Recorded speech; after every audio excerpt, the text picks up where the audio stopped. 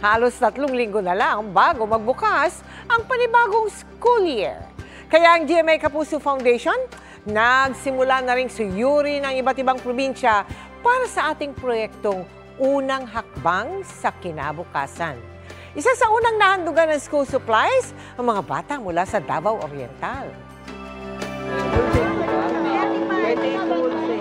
Tuwing papalapit ang pasukan, excited ang karamihan sa mga estudyante sa pagbili ng bagong gamit pang-eskwela. Pero para sa incoming grade 1 student na si Sham, sapat na raw ang pinaglumaang bag na bigay ng kanyang kapitbahay kahit pa sira at may butas na ito. Dahil kasi sa matinding pag-ulan noong Enero na nagdulot ng pagbaha at pagguho ng lupa sa kanilang lugar sa Tarragona sa Davao Oriental, nawasak ang kanilang tirahan. Inanod din ng baha ang mga gamit nila, kabilang na ang kanyang bag at notebook. Yung mga gamit po ng mga anak ko, wala na po kaming natira. Masakit po talaga. Mahalaga po kasi yung mga batang nakakapag-aral. Pero wala po akong magagawa. Wala po kasi yung pampalit ng ng mga pang-school supply sa mga anak ko. Nalubog din noon sa putik ang Lukatan Integrated School kung saan nag-aaral si Sham.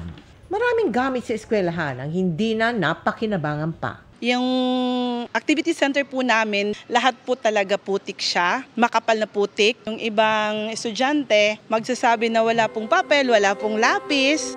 Bilang tulong, nagsimula na muli ang Unang Hakbang sa Kinabukasan project ng GMA Kapuso Foundation.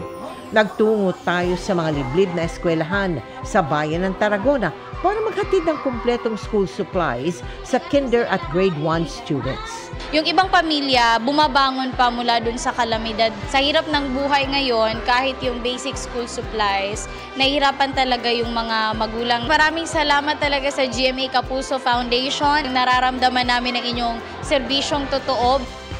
Sa mga nais mag-donate sa project na ito, maaari po kayo mag-deposito sa aming mga bank account o magpadala sa Cebuana Luwalier. Pwede ring online via GCash, Shopee at Lazada.